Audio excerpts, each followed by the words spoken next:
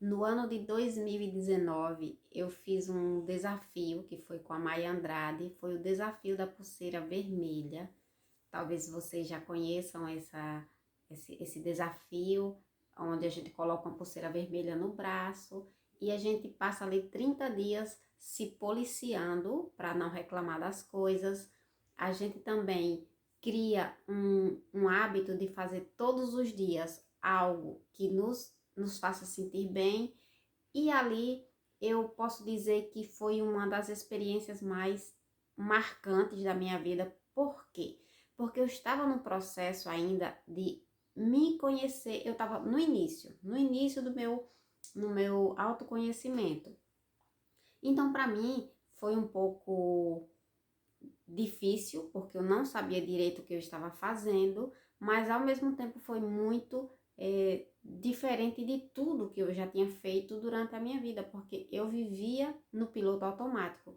Apenas em 2018 que eu comecei a assistir vídeos, esse tipo de coisa aqui na internet, e a partir daí eu comecei a acessar um tipo de informação que não havia no meu ciclo de vivências ali. Então, digamos que eu descobri aquilo sozinha e entrei nesse mundo, e foi ali que eu conheci a Maia Andrade e comecei a seguir. Eu também comprei esse livro aqui, que foi por indicação dela, que é O Peça e Ser Atendido, da Esther Hicks. Um livro muito bom. Eu li esse livro, não tinha ainda muita consciência sobre as coisas. Hoje eu estou relendo esse livro com uma outra visão, com outro entendimento. Então, quando eu me desafiei a fazer aquele desafio da pulseira vermelha, foi como se fosse a abertura de uma nova consciência para a minha vida. Eu passei a ver as coisas de uma outra forma, porém, eu me empreendi muito e eu me perdi no fato de eu querer melhorar as outras pessoas ao meu redor. Para mim, essa foi uma das maiores falhas que eu cometi. Eu me perdoo por isso, porque a intenção era boa por trás daquilo, mas eu foquei muito nas pessoas ao meu redor. Eu comecei a me sentir, digamos assim, compreendendo a realidade e o porquê que as coisas não davam certo, que eram por causa das reclamações, mas eu era a principal pessoa que estava reclamando do comportamento das outras pessoas ao meu redor. Nesse aspecto, eu errei bastante, por muito tempo, não saí desse ciclo fácil, mas eu consegui sair. Hoje eu me policio e eu me reconheço quando eu observo outra pessoa ao meu redor reclamando, ou seja, fazendo qualquer coisa que eu não concorde, e eu entro em total permissão com aquilo, para que eu permaneça com o meu bem-estar fluindo, para que o bem-estar permaneça fluindo através de mim.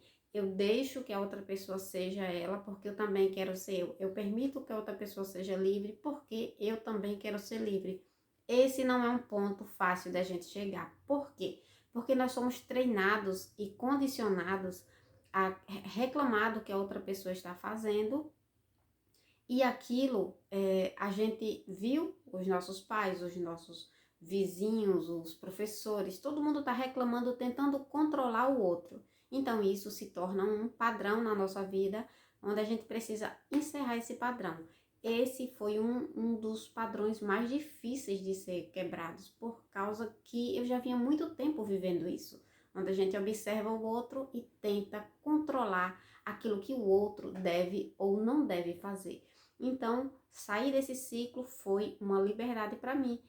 E hoje eu digo para você que tudo que eu for fazer, eu vou estar sempre observando o meu bem-estar.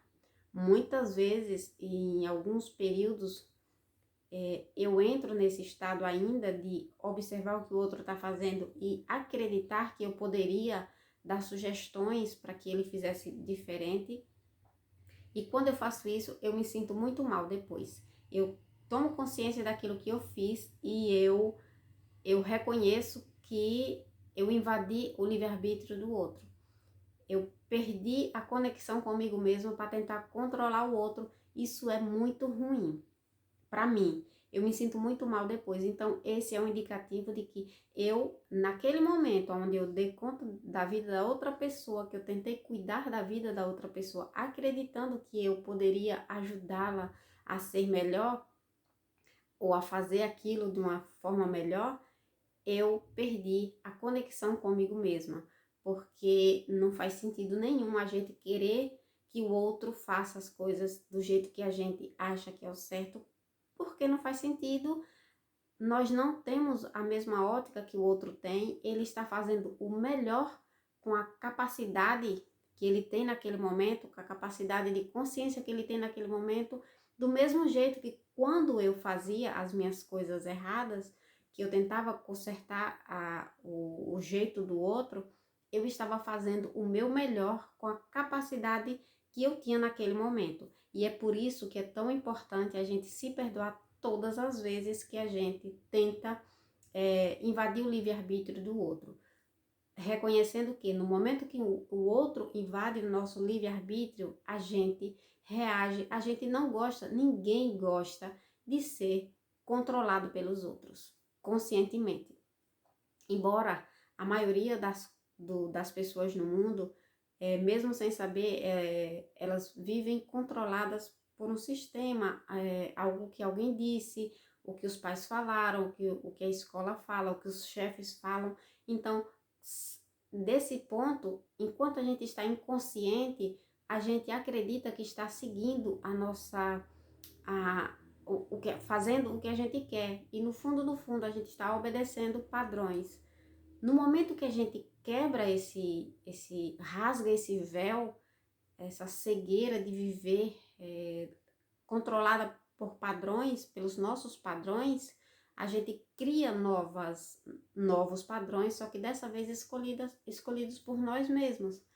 Quando eu escolho os padrões que eu quero seguir, por exemplo, eu quero seguir um padrão onde eu estou presente todas as vezes que eu tento ensinar para o outro como ele deveria fazer, porque esse é o meu ponto de vista.